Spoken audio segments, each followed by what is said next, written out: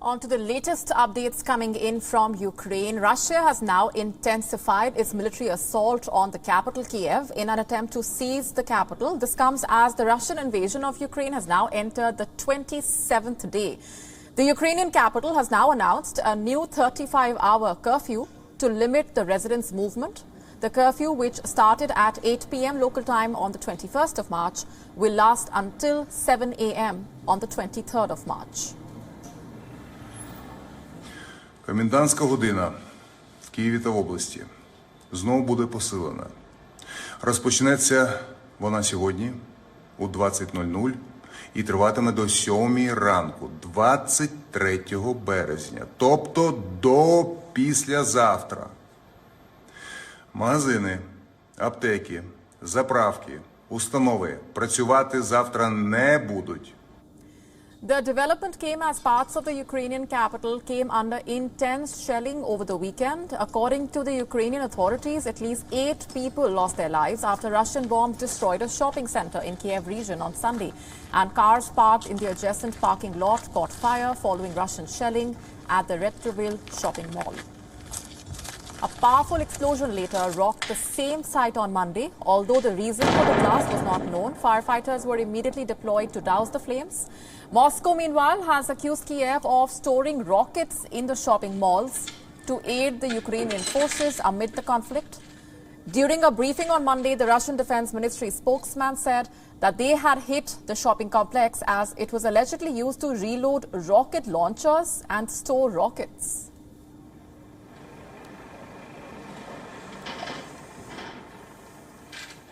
Так, на окраине Киева, в районе Виноградарь, украинские националистические подразделения в течение нескольких дней прикрывались жилыми домами и вели обстрелы из реактивных систем залпового огня по российским военнослужащим. При этом площади, расположенного рядом торгового центра, использовались в качестве крупной базы для хранения реактивных боеприпасов и перезарядки систем залпового огня. На видеокадрах объективного контроля хорошо видно, как в торговый центр на окраине Киева въезжает украинская установка залпового огня для укрытия после очередного залпа и перезарядки ракет.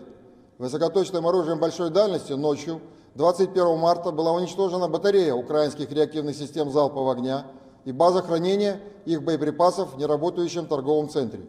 Хотим еще раз обратить внимание западных средств массовой информации. Нами представлены абсолютные доказательства преступного использования киевским националистическим режимом гражданских объектов в жилых кварталах Киева и в других городах Украины в качестве огневых позиций, артиллерии и реактивных систем. President Zelensky, meanwhile, has once again slammed Moscow for seeking to destroy his country. During a statement, he said Moscow wanted Ukraine to hand over Kharkiv, Mariupol and Kyiv, adding that neither the people of Ukraine nor him as the president will let that happen.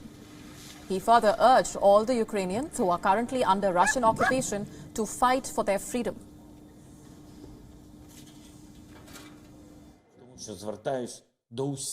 I appeal to everyone in our country and to those abroad, in cities and villages, those who are free and who are temporarily under occupation, in Crimea, in Donetsk, in Luhansk, where they must also fight for freedom, not sit and wait. Large areas around Kyiv remain under Ukrainian control despite Russian forces attempting to encircle and cut off the capital. Russian troops advancing on the capital have faced strong Ukrainian resistance and also had serious logistical problems, with many vehicles running out of fuel. Ukraine's main focus has been keeping the Russian artillery out of range of the city center. However, the shelling continues to cause casualties and destroy homes.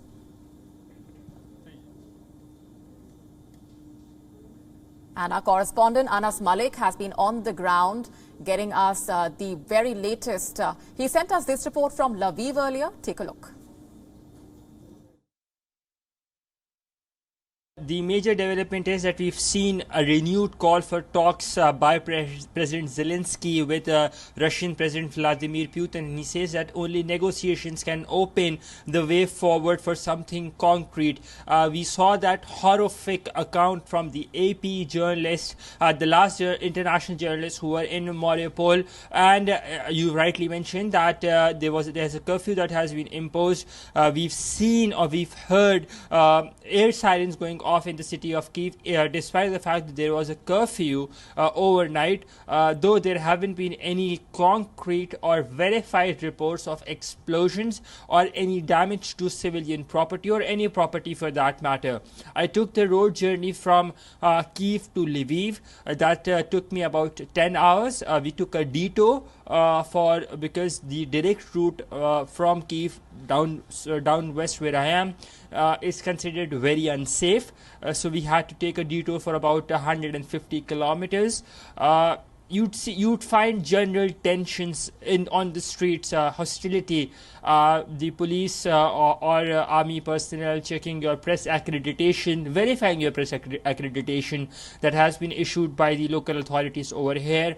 Then you'd find lesser cars on the road, lights being shut off, almost ghost towns along the entire highway where you've driven about 600 kilometers that I've driven, and the entire place was a ghost town. The 48th session of the OIC's Council of Foreign Ministers started in Islamabad today, with the foreign ministers of the Islamic countries discussing various challenges concerning the bloc. Pakistan Prime Minister Imran Khan opened the session at a time when he is battling the most serious challenge to his leadership in 4 years. Imran Khan suggested that the OIC leaders should discuss how to mediate in the Russia-Ukraine conflict. Talking about Islamophobia in his address, Imran Khan also recalled the Christchurch shooting in New Zealand and anti-Muslim sentiment in the West after the 9/11 terror attacks. The UN Secretary General Antonio Guterres joined the session virtually. He highlighted United Nations' decades-long relationship, trust and belief with the OIC countries.